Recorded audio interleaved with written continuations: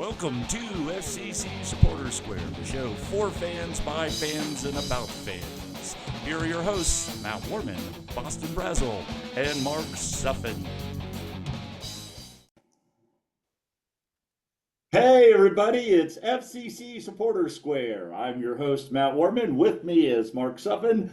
Boston is on a secret recruiting mission, and he should be back hopefully next week. But he's on a you know how life goes. He has to go out of town and do whatever Boston does. But weirdly, he's not in Boston. He's in D.C. So maybe he needs to change his name to D.C. I don't know. But we wish him well. We do wish him well. What a week. What a wild week. We've got a lot to talk about. But before we do, a couple of things. We still do interviews with you, the fans, so please reach out to us. You know how to find us, listen, and reach out to us. We'd love to have you on. But also, in a week from Saturday, what is that, the 15th? Yes. We will be, the brigade, are starring in, but you do not have to be a brigade member to join us in the St. Patrick's Day Parade. Right. Keeping an eye on the weather, they're talking about at some point in the afternoon, maybe it's one of those strong storms, but I think we can get things in. Also, if you are interested, we're hosting at the Homestead. You have to reach out to me directly. Send me a message or whatnot. But we are having the Irish Open House. My wife spent a month, I spent a week in Ireland. We're going to have a slideshow running in the background. In the morning, we have real Irish oats. So it's going to be real Irish oatmeal. Irish coffees will be available. Guinness will be available. And in the afternoon, I think we're having Irish stew. So it's open from 9 to 5. That's my only shameless plug, I think, that I'll have. Stop by and get your Irish on. If you're interested, just reach out to me privately, because I'm not going to put out all my deets here. You have to find me.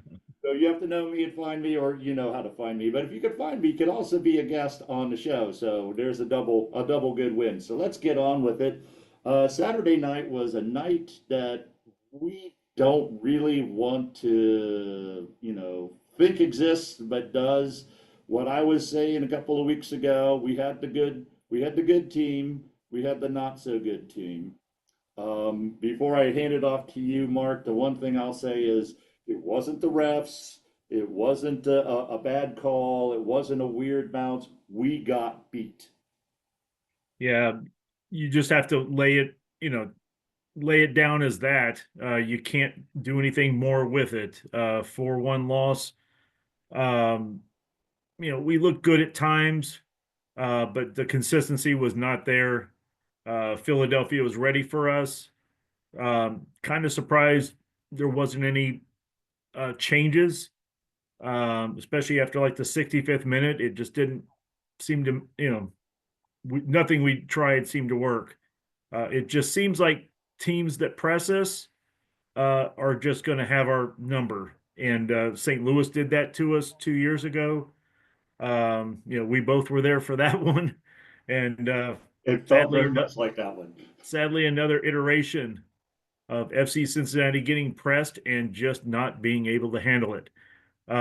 Certainly some work for Noonan to do to rally these troops. And I'll just say a decent showing, I say, against Tigres. But getting back to that 4-1, hopefully this team has a lot of good amnesia, that they don't need to remember this. They just need to move forward and just work harder. And that's what they seem to do against Tigres, and that's what I'm hoping they bring to Toronto this Saturday at TQL.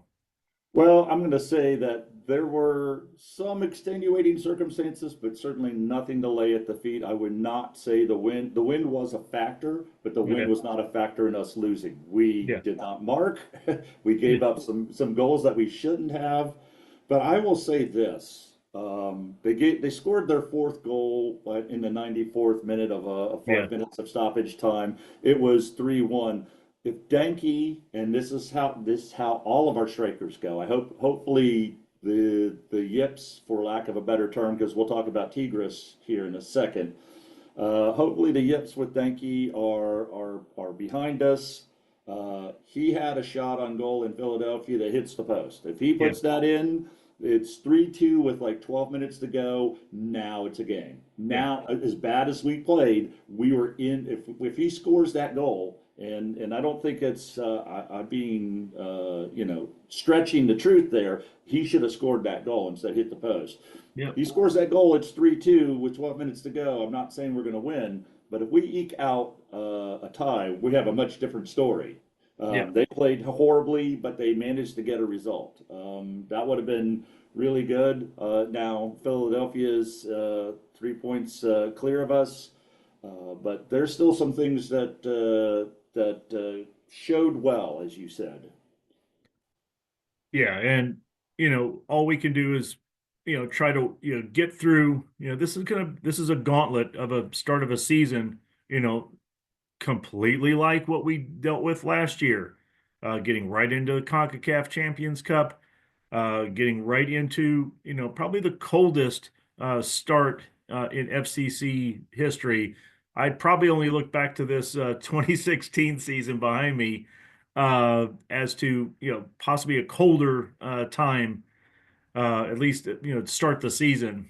So yeah, I just the guys have played a lot of minutes, and you can look at it one side that well, a lot of minutes means a lot of experience together, but also a lot of minutes means tired legs.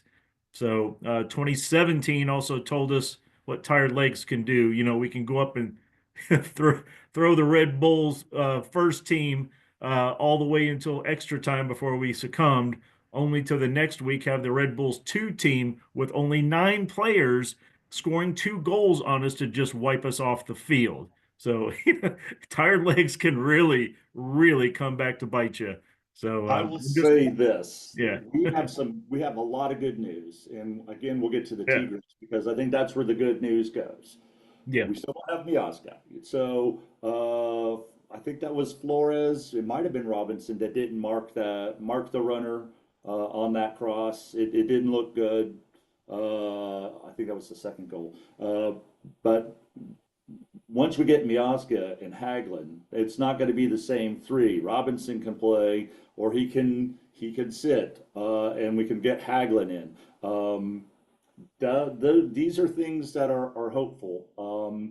Orishano did not play in that game at all. yeah.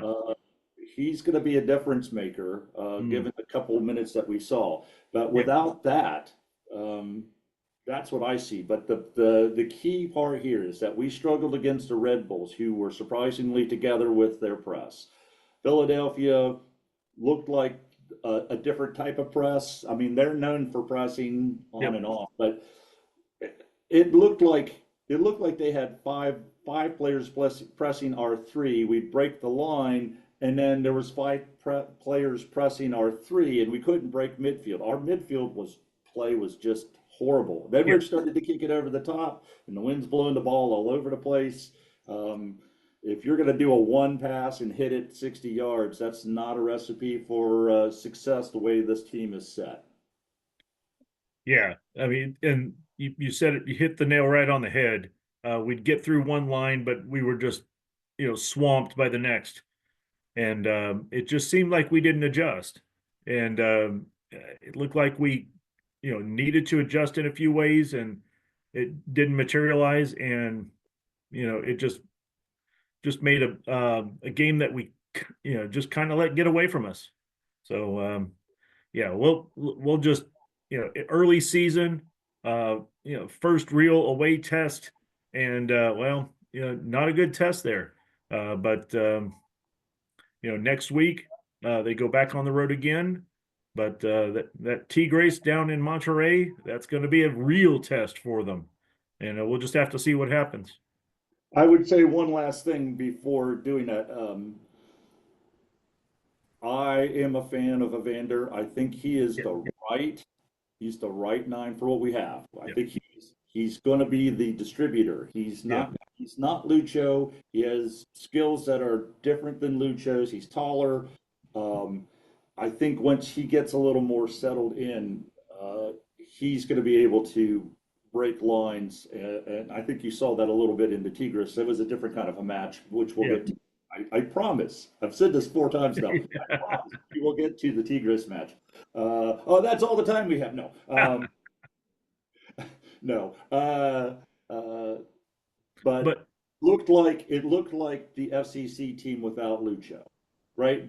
In that game, yeah. look, when we played them last year, it was an amazing game, back and forth. Lucho and Orishano's had that sub 50 yard, the shorter one, long one. Yes. Lucho did said, okay, you're going to press this, fine. I'm going to personally beat you on the press. And once Yeah. he broke the lines, that's what happens. That's what happens with pressing teams is that if your midfield can find the key pass, it's 3-on-2. And this team is built for go ahead and press us. Danke is gonna be 1-on-1 or one-on-one against the defender and the goalkeeper. 9 times out of 10, he's gonna put that ball in the back of the net. Correct. I'll take that all day, every day. Yeah. But we looked kind of rudderless in that piece.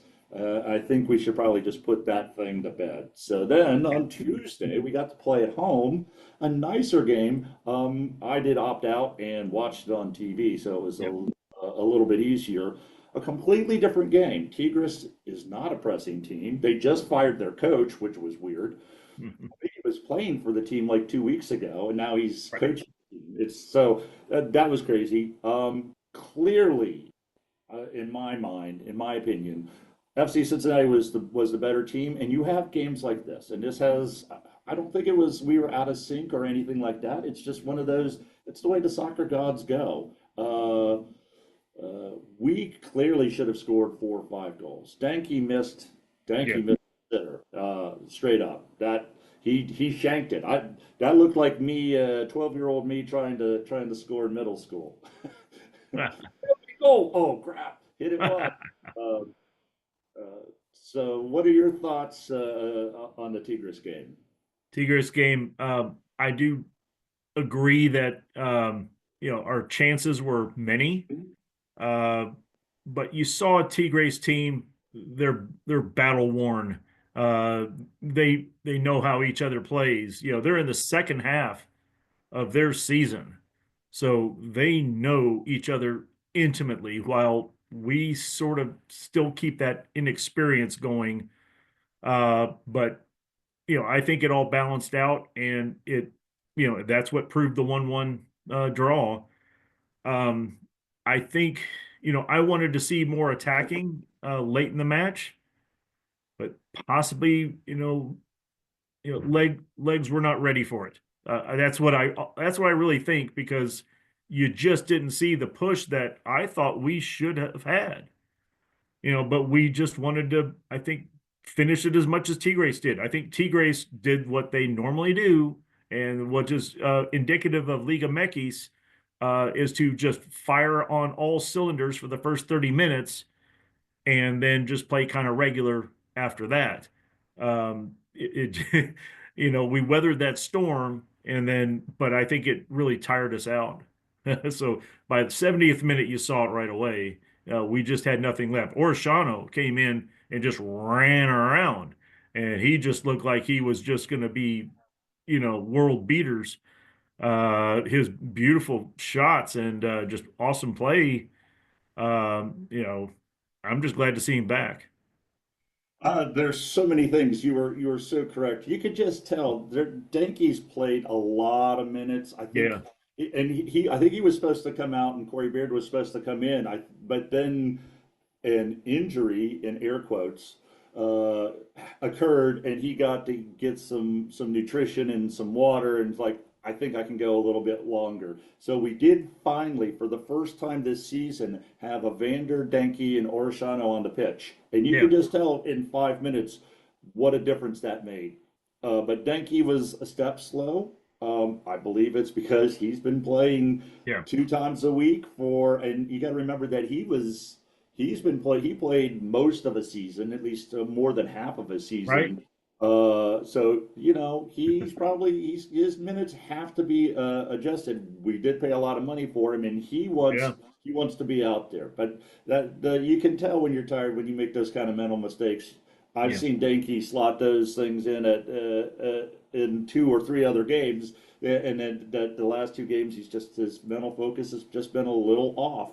right. Um, it was also good to see Santos out there because Yes, that Santos. Say what you will about Santos, his natural speed causes problems, and you can also see this Tigres game is that no MLS team is going to play like Tigres on us because they could see the danger that it is, right? They were yep, backing off. They weren't quite packing all 11 in, but they were just backing off, giving us the room to attack, and we did. I don't think they thought that we could attack as well as we did. We didn't yeah, finish. We finished as poorly as you possibly could be.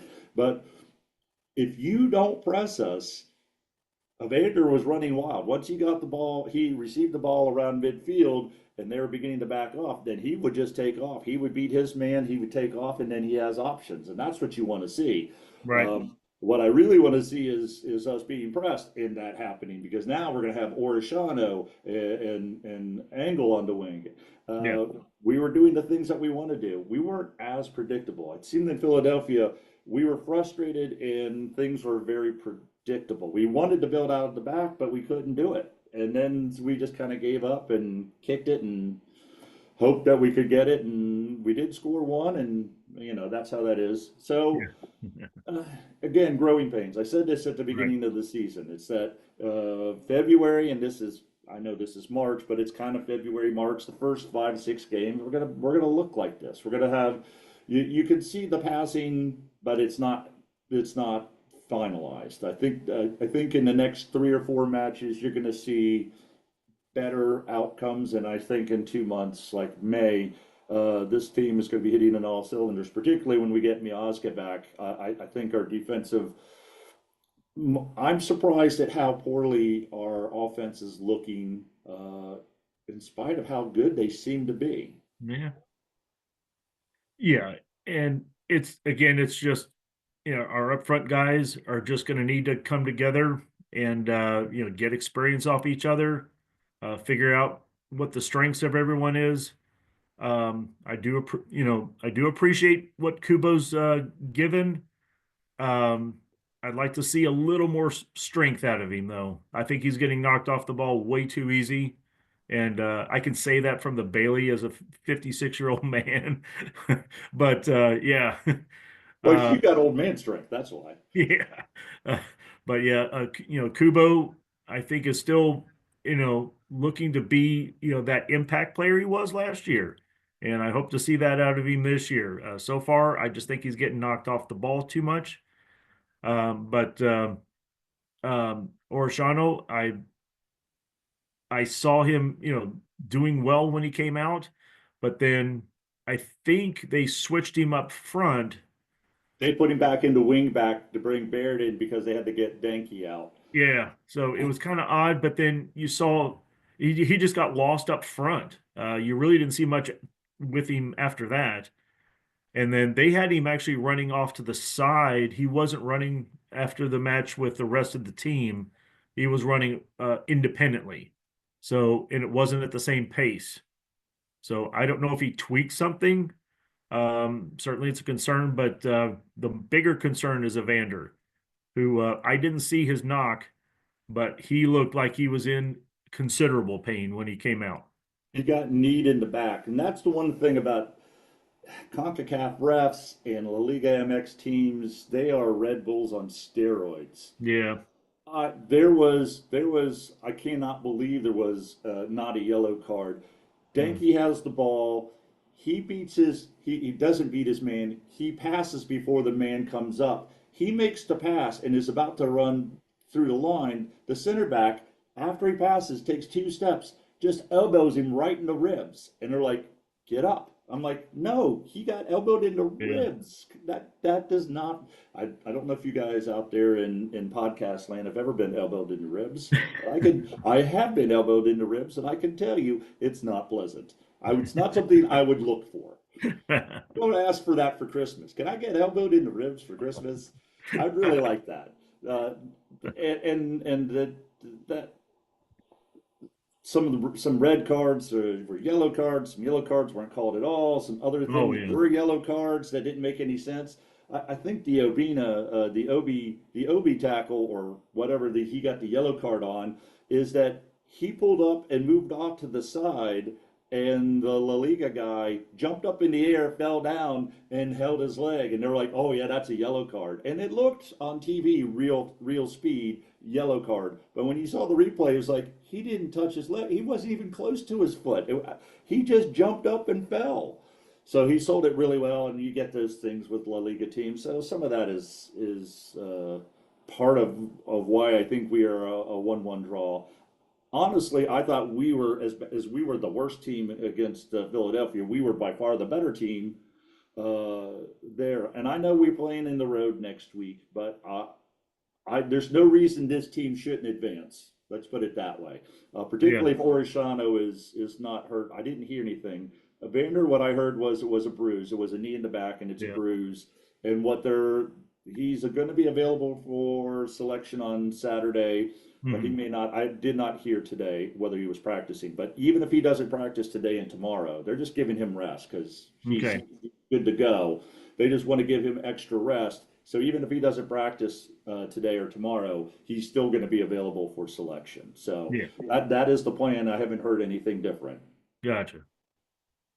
So that brings us, uh, wow, a very long and I mean we've got what 6 matches in 3 weeks. Yeah. It is the price. What I say, it's like, oh my gosh, all these things. It's the price of success. If you were a wooden spoon, this would have only been our second game against Philadelphia.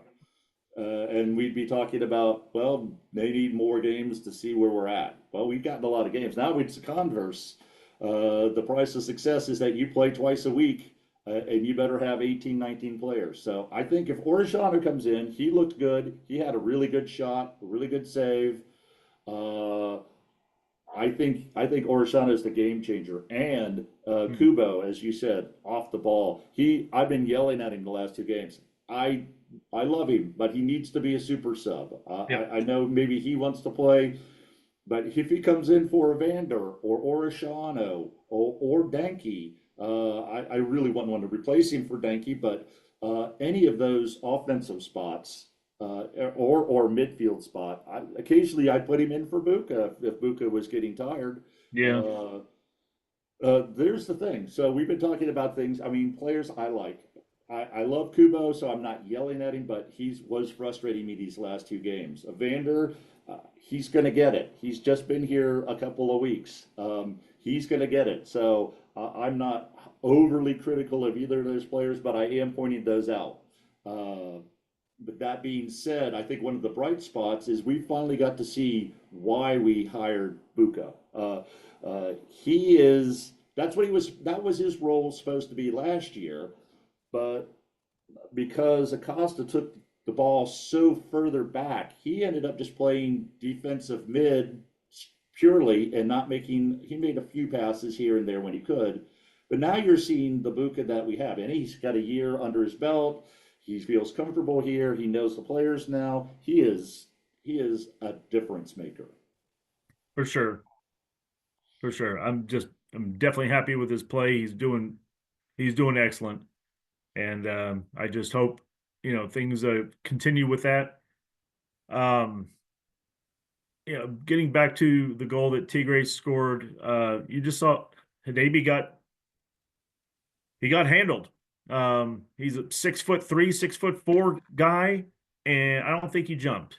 I really don't think he jumped because the guy that got him is probably about 5'9", 5'10", and went way over him to head it down. Hadabi he's got to be better there. That's all there is to it. I don't know who our center backs coach is, but that's like the second or third time that somebody has risen up over our Yeah, center back and put it in. The one against Adnan, great goal, but Adnan's yeah, got you cannot let the guy get his hands on you and jump over you. right, Same thing with the Davy. You're right. He's bigger. He's stronger. He's got to have the killer mentality. You know, if well, that was Piazga or Hagelin, that would not it. If he scores, it's because they made a great shot contested, not right. just not going there. So that brings us to Saturday. My wife has something to do on Saturday, a work thing, so she is not coming to the game. So I have sold my tickets, and I will be in the Bailey. Yay! Get ready, Bailey. Here he comes. I'm, I'm going to bring up something very strange that you probably not hear on the podcast, but it's very interesting, and I think it's a topic for that non-Bailey fans need to hear. So there is a giveaway this Saturday, a bobblehead, a Gary bobblehead. They Yeah, have 10,000. There's going to be 26,000 people, so 16,000 people aren't going to get a bobblehead. That happens, right? yeah, Limited quantities. Football games, baseball games, soccer or hockey games, they all have limited quantities. Uh, what the Bailey does is march. So by the time they march, yeah, those heads are going to be gone. And so there's been talk about, well, should you save some for the Bailey? Well, you know what? The Bailey shouldn't get perks because they're supporters doesn't mean anything different. If you want the bobblehead, go do it. Not get the bobblehead, don't do it. It's a very interesting topic. You march, you're not going to get a bobblehead. Just be okay with that. yeah. That's the way I look at it. If you want a bobblehead, don't march. Nobody's going to hold it against you, I don't think.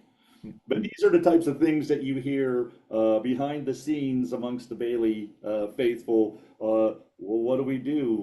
But I want a bobblehead, but I want a march. Well, you're going to have to pick one or the other, and I think that's fair. What are your thoughts on that? Yeah. Certainly, the hype of a bobblehead um, is pretty foreign unless you are a Reds fan.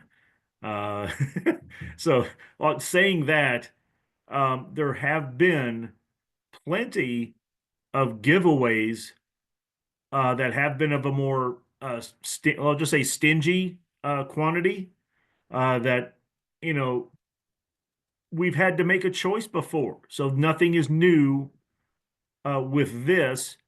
Um, I'm trying to remember what exactly the one thing was. I think it was a hat or a bucket hat or a cap or something which people just clamored for it. I forget what it was. But anyway, obviously it wasn't that important to me.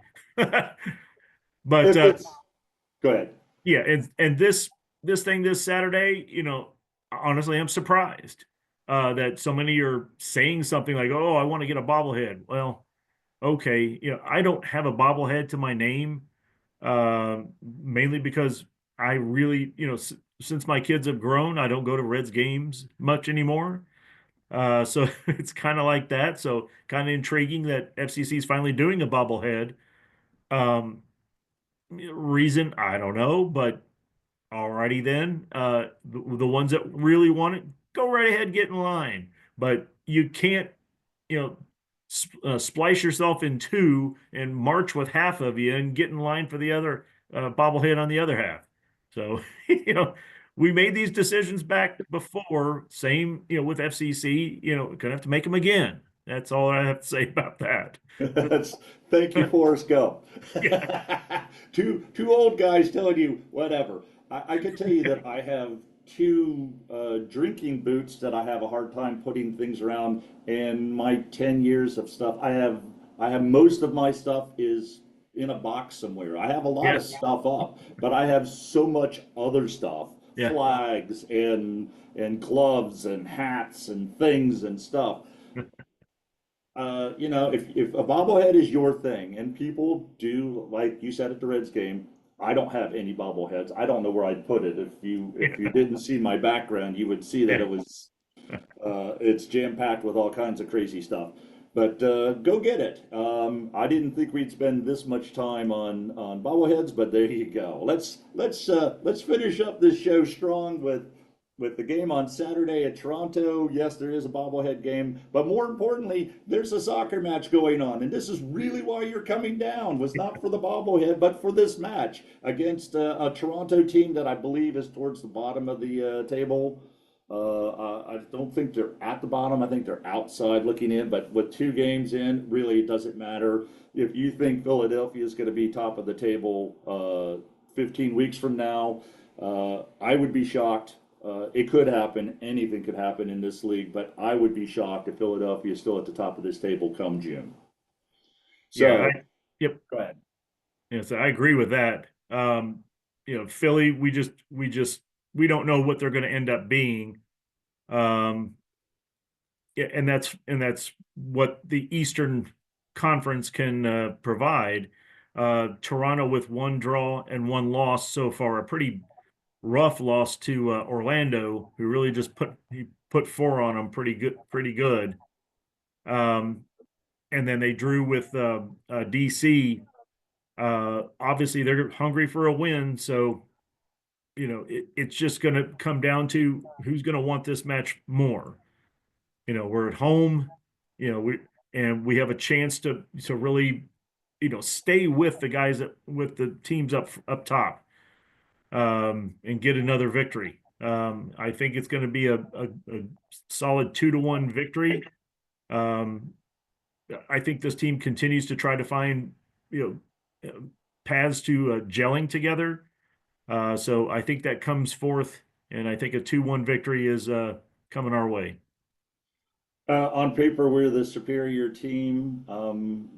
If we play like we did on Tuesday, even with the finishing that we have, we should handle Toronto easily. But I remember saying that last year when Nashville came to town, 6 wins in a row, they were towards the bottom of the table, and they played inspired, and we looked lackadaisical. Yeah.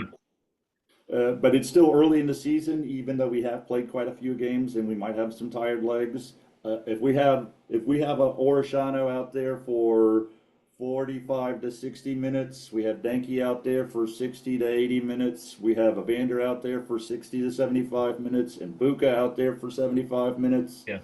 It Yeah. would be nice to put 2 up early and not give up any. And if we Yeah. can go in halftime at a 2-0 lead, then you can rotate Denke for Santos. You could put Kubo in for Evander, or Kubo in for Buka, or Kubo in for Orishano, Yep. and just see the game out. I don't expect if this team was hitting on all cylinders and we hadn't played a whole lot of games, I would say this would be on paper the game that we really score a lot of goals, and that if I'm in the Bailey, I'm going to be tired at the end of the night with all the shalalas that we may have to do. But that being said, I think they're going to play. I think they're going to try to get a lead by halftime. So I think the first half should be exciting. Yep. That's this what I would do if I were coach.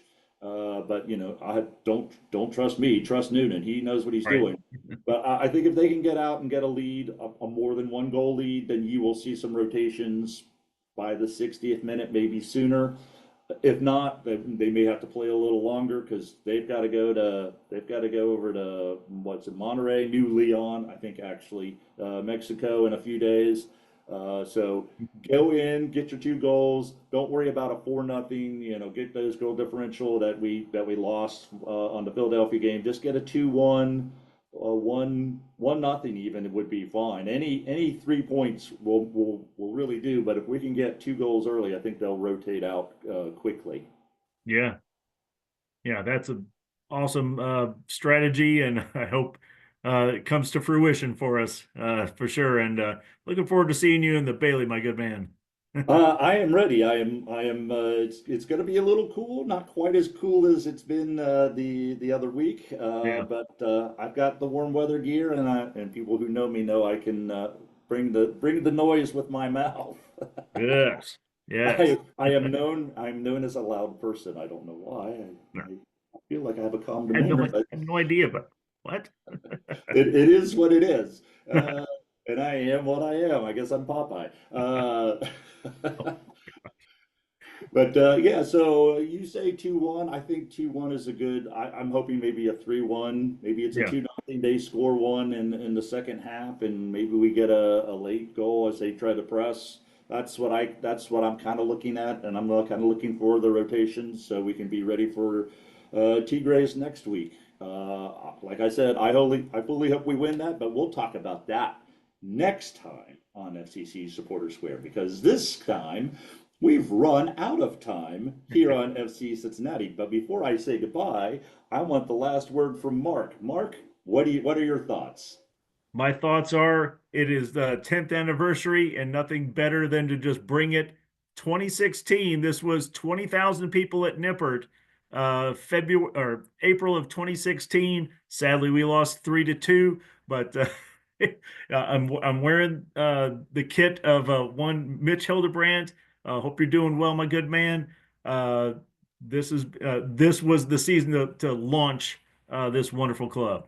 I actually see you over your shoulder, over on the left side, over here, or over here, on this side, on the double decker side. That's where I was. I remember that. I could see me. I'm the one wearing orange. Uh, Nice. well, anyhow, we've run out of time and jokes here at FCC Supporter Square.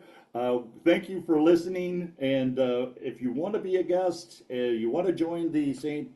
Patrick's Day Parade March, reach out to us or reach out to the brigade. And we will see you next time here on FCC Supporter Square. Thank you for joining FCC Supporter Square. The hosts are Matt Warman, Boston Brazel, and Mark Suffolk. The intro song is Quick on the Holster by the Stone Bunnies, and the ending song is Awesome Sauce, also by the Stone Bunnies. Thank you for listening. Please join us again.